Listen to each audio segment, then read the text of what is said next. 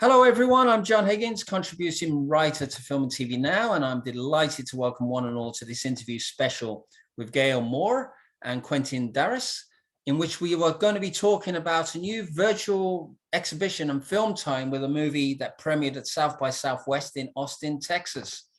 The film is called The Light and the Shadow, and it's also narrated by musician and author Cerys Matthews. And it's in celebration of the international artist Artemisia Gentil-Ishii for a virtual celebration with exhibition, which is going to be showcased at Burghley House this summer. And it's in Lincolnshire. And a warm welcome to you both. Hi, Hello. John. Yeah, thanks. Thanks so much for having us. It's a pleasure to. So my first question to you is really what fascinates you about this particular artist, and how significant is their contribution to the world? Okay, well, I guess we should start off by saying that we're not, art history experts. So I don't think we can, quite say with huge authority how Artemisia has contributed to the world. But what fascinated us is that, well, she's a Baroque artist who was incredibly well known and successful in her time, was forgotten, which was not down to her gender. Like her art style went out of fashion, and that happened to Caravaggio as well. So that was just part of the way things go. But when Caravaggio and his colleagues were rediscovered, Artemisia Gentileschi herself was not just rediscovered, and in fact her artwork was attributed to men because it was deemed to be too good to have been made by a woman. So we found it really interesting, actually, to think of let's shine a light on artists who are incredibly important, but haven't quite been given the iconic status that we've given to mainly, white and male artists, well, certainly in the Western canon. And she's also just, not only is she incredibly talented, but she is a badass woman. She has lived through quite a tumultuous life, which at any time in history I think would have been remarkable, but her life really resonates, I think, with a lot of topical issues that resonate with us today. I don't know if you want to add anything, Quentin. Yeah, well, this is the second episode of a series we're trying to make, and each episode is kind of not linked to the other, and we're trying to explore different artists. And the first episode was on a very famous painting, which was Sunday Afternoon in the Island of La Grande Jatte by Georges Seurat, which is a very famous painting. This painting is, and this painter is less famous. Artemisia Gentileschi hasn't been fully rediscovered yet. She is becoming very topical, but not so much because of what she painted. And we also thought it was very interesting to have this painting that looks very classical and in many ways kind of look like a lot of other paintings, but there is still an incredible story behind it. And as soon as you know that story, as soon as you know why that painting is remarkable, you kind of see this painting completely differently. That's something we also wanted to explore, because we feel like all those paintings we kind of see and we don't really pay attention to, there is usually an amazing story behind it. So the potential is incredible. Yeah, I mean, obviously, where did the idea to do a virtual exhibition come from? Was this something you have been working with for a long time? Because obviously technology develops over the years. Was it something you kind of thought, oh, well, maybe this might be the right way to sort of take it in a different direction? Yeah, so I'd made a virtual reality film before called Mechanical Souls, and so this was my second VR project, really. And I studied art history as an undergraduate and had this seed planted by a professor of mine when they asked the whole class to think of a piece of technology or a tool that doesn't exist, but that would allow us to better understand and explore art and art history. And I didn't think about virtual reality at the time at all, because I had no idea that was a thing. But then a friend of ours, of Quentin and mine, told us about this grant, Creative XR, that was seed funding to develop a prototype of an immersive prototype. And so Quentin and I started talking about, well, this seed of an idea that I really wanted to use VR now that I knew what VR was, to use VR to explore a painting, but not just enter the world of a painting and like recreate the composition of a painting, but to actually understand why it matters, and to use that tech to its full advantage to really explore that concept. And that, coupled with Quentin's passion for making complex ideas more accessible, more fun, and entertaining. And so we really sort of decided, let's create stories that tell art history, so they are, you know, actually educationally valuable, but it's told and enjoyed like a story. Yeah, VR is an incredible tool for that, because it's one of the rare moments where as soon as you put on the headset, you have someone else's undivided attention. Because we always, as soon as we watch a video now, we can be very easily distracted by doing something else at the same time. VR doesn't allow you to do that. You are in the world and you can't really do anything else but watch what's in front of your eyes. And it worked really well with paintings because everything is to scale. So if you put a painting in front of you, it's going to be the right size, that you're going to have the real feeling that you are in front of that painting. You're going to have a real impression of the actual side of that painting. So it felt like it was a really appropriate tool because it was combining all that we really wanted into what we really wanted to do. Mm-hmm. And so obviously we've got to focus on, I mean, how did you get Cerys Matthews on board? I mean, she's a very famous singer. She's, you know, and she's an author as well. So how did you get in touch with her? What did she approach you? Did you approach her? Oh, we wish. No, go ahead. So actually part of our remit is to work with contemporary creatives. So for our first episode, we worked with Speech de Belle. And so now on our second episode, we worked with Cerys Matthews. And this was thanks to our audio producer, Larissa Miola, who cast both our episodes actually, and who arranged the casting and the recording. She's actually the one who thought about Cerys Matthews, and it's been a very, very good idea. Yeah. So she's had a very established career in TV, and so she helped us essentially on this project, which was really amazing. Okay, and so what was the time frame to put this project together? I mean, how long did it take you from the initial seed to actually obviously to what you're going to be presenting at the end of July through August? 2 years and a month. Approximately. Mm-hmm. But that's for 2 episodes, because obviously we started by making the first episode, and it took us about 6 months of intense work. Was it 6 or 7 months? Yeah.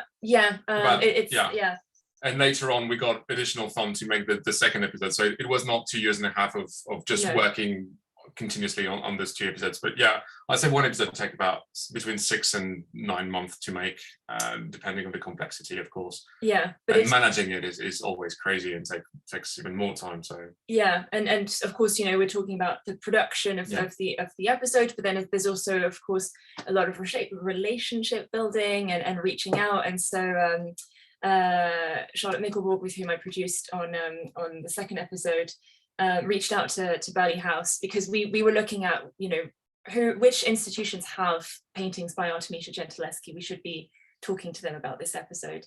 And so then Charlotte went to present the project to them, and from there we agreed, let's put on an exhibition. And so we were incredibly fortunate and grateful that actually happened.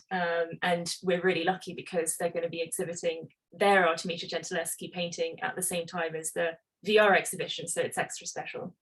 Well, funny enough, that was going to be my next question, which is why did you pick Burghley House? But you've answered my question like that. So obviously you premiered the film at South by Southwest in Austin, Texas in March, as mentioned in the intro. I mean, what was the experience like for you there, and what has been the overall feedback so far? I mean, South by Southwest holds a very special place in my heart. They exhibited my first VR project, which it went to Sundance and then to South by Southwest, and they exhibited our first episode as well in 2020. So to come back to South by Southwest with our second episode was incredible. And then at the end of the festival, we won the special jury recognition for immersive storytelling. Special jury recognition for immersive storytelling. We have the plaque right here, so it's very useful to remember. And what I mean for us, showing it at South by Southwest was really not only a recognition from the industry, the immersive industry, but also the wider storytelling industry. And so to have that sort of seal of approval from our peers is important, because the audience's reception has also been incredibly positive. We've had, we've done focus groups, we've shown it to people at the festival, but also completely independently. We've gotten feedback anonymously, so they can be very honest. And so far it's been extremely well received. So to have the seal of approval from our professional peers as well as from our target audience has been a really great experience. And to put it up, at South by amidst all these other amazing projects was just really cool. It's a really fun time to be, actually. Yeah, it was particularly scary actually, because we're a very small team. Gaelle is the writer and the co-director. I'm the animator and also the co-director. We have Charlotte Mickelborg who helped produce the episode and everything, but we're a very small team. So just bouncing ideas between the two of us, there was always the risk of just making something that would only please us, basically. So showing it to the public is always a bit of a stress, because it was like, are people actually going to like it? And they did. So yeah, we hadn't shown it to anyone before going to South by Southwest. And so we were like, oh God, this is really the moment of truth. And yeah. Okay. So obviously let's talk a little bit about the technology of VR. I mean, what are the pros and cons that what are the things that you love about it? And what are the things that you feel, oh, I wish we can't, what can't you do with VR at the moment that you would love to see added or incorporated for future ideas? Yeah, that's a good question. There's a lot of ways to go about this, because VR is still so new that it's very unstable, and how it's being used, and what is the real potential and everything. Because we started in VR I started in VR with this project, and I was responsible for coding and programming and everything, and it's something that was completely new. I think from the get-go we really wanted to do something that was really simple, and we knew that technically we would not be over our head, basically. So we focused on something that was kind of essential in every story, which is a good script and something that is coherent and that is not relying heavily on technique and on technology. So I agree that we're not pushing the boundaries with VR with what we're doing, but essentially we're doing something that everyone can enjoy. And but so in the future we don't see VR. It really depends how VR is going to evolve, but it's not going to change so much what we're doing, because what we're doing is essentially just telling a good story. And I don't see how it's going to change massively, because we rely a bit on interactivity, of course, because we want to keep things entertaining. But instead of maybe the quality is going to increase, maybe it's going to be the headsets are going to become more powerful, and that's going to always be helpful. But I think with what we're doing is not, we don't feel like refrained by technology at the moment. Yeah, I mean, yeah, as you say, we're not pushing the boundaries of improving VR as an avant-garde tech, but what we're doing is we are solidifying the value of VR, and we're really using the tech as it works really well right now. And our project is a series project as well, so we are creating repeatable elements from one episode to the next, which is still quite novel within the VR industry. So yeah, did you talk about how there's a low barrier to entry for the project? Well, yeah, that's also the thing, because VR is so new, people are not always super comfortable with it, because many people that got to try our experience actually it was their first experience in VR altogether. So we also wanted to do something that was very accessible. For example, we don't use controllers, we use just the gaze tracking. So just by looking around, this is how you interact with your surroundings. And to us, it was like very intuitive, much more than having controllers and buttons and have to remember combinations or something. So yeah, people of all sorts of different abilities are able to enjoy the project. So that was really important to us. We wanted to make it as accessible as possible. and also just in its tone. It is a project that intends to reach a wide audience, but specifically a young adult audience, because art history is often seen as really highbrow, and like it's not, you know, engaging with a wide audience. And we wanted to show that actually art and art history is for everyone, and that it was often a comment on the artist's context, and, you know, that was actually, you know, a lot of the time quite bold, and certainly not conservative. So we wanted to just show through the whole DNA of the project that this is really something that does speak and really should continue to speak to a wide audience. And we feel like so far that has been the case. Yes. Mm-hmm. So obviously you each have a production company, Fat, Redbird and Monkey Frame. I mean, what content do you tend to focus on respectively in these companies? Yeah, so well, before going into VR production, I was really just making film content and branded commercial content, and I've moved away from the commercial content into film and VR. So really, for me, it's storytelling at its core, and predominantly live action. History of a Painting is my first animation. And yeah, that's an easy crossover to you. Yeah, well, mine is mostly focused on animation, but it's traditional, well, not traditional animation, but it's just regular 3D animation mostly, which is not traditional, but it's becoming it. So yeah, there is absolutely no VR or AR or XR in general in my company, but getting there. So yeah. Okay. And who and what are your artistic and cinematic influences? That is a loaded question. That is a vast question. Yeah. I mean, so I think for me, my references and influences are really in the film and TV world.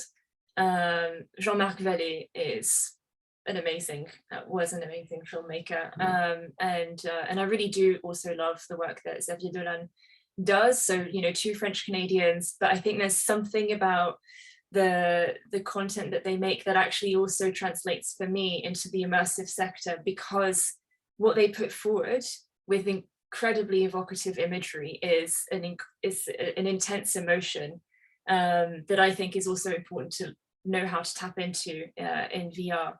And they tell stories that are supposedly quite simple and shown in a very complex way, or the other way around.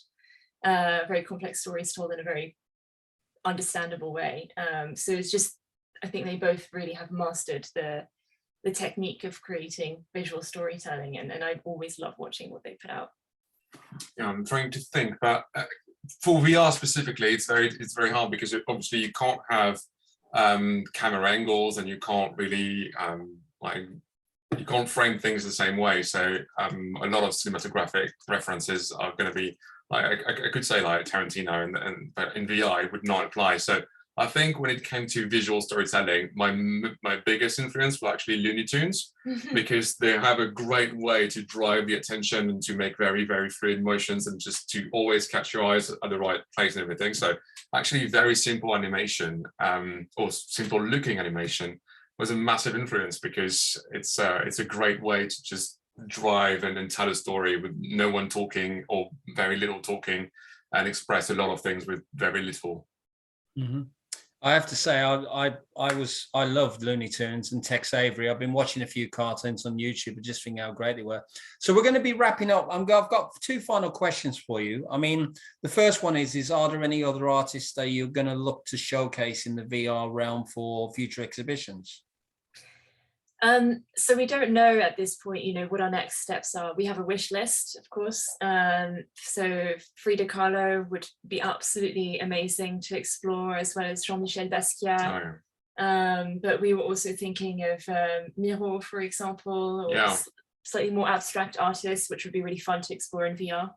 Yeah, the great thing is it's really going to depend on what partnership we can form, because it's not something we can do on our own. But the great thing about it is literally everything is interesting to explore, and you can definitely write a 15-minute piece on absolutely everything that's going to be so interesting. So yeah, we really can't wait, because whatever it's going to be great. Yeah, And actually, sorry, before we get to the final question, because I wanted to also add like a sort of tag on to your question, which was why Burghley, because it's something that I think is quite important in VR is when you're exhibiting a virtual reality piece, the context with that it's presented in is actually also incredibly important. It's not just about what you're seeing in the headset, it's about how you're getting to that headset as well. And Burghley House is just such an amazing estate and house. So to actually be able to show our VR piece within that context, in a way allows the viewer to already start to transition into this other world, right even before they put the headset on, which is incredibly special for us and important as well. So the context and the location is incredibly important for VR, and it's not always a luxury or an opportunity that people have to exhibit in, but this is therefore quite special. Okay, and my final question is, what are you both proud of about this exhibition and the film itself? I think my proudest thing about this project is finishing it, because it has been very, very hard. But yeah, when I look back at it, I'm not entirely disgusted, which is actually a very good sign, because when you work so hard on something, you can't see anything but the flaws after a while. So when I look at it, I'm still kind of happy on how it turned out, which is pretty good. Yeah, and we're not sick of it yet.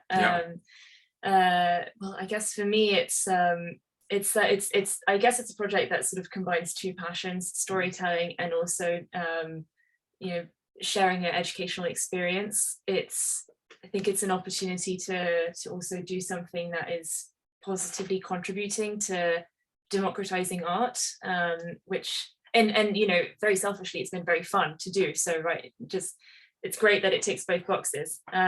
Also, we got to work together, which is something we always wanted to do and never really achieved. So yeah, exactly.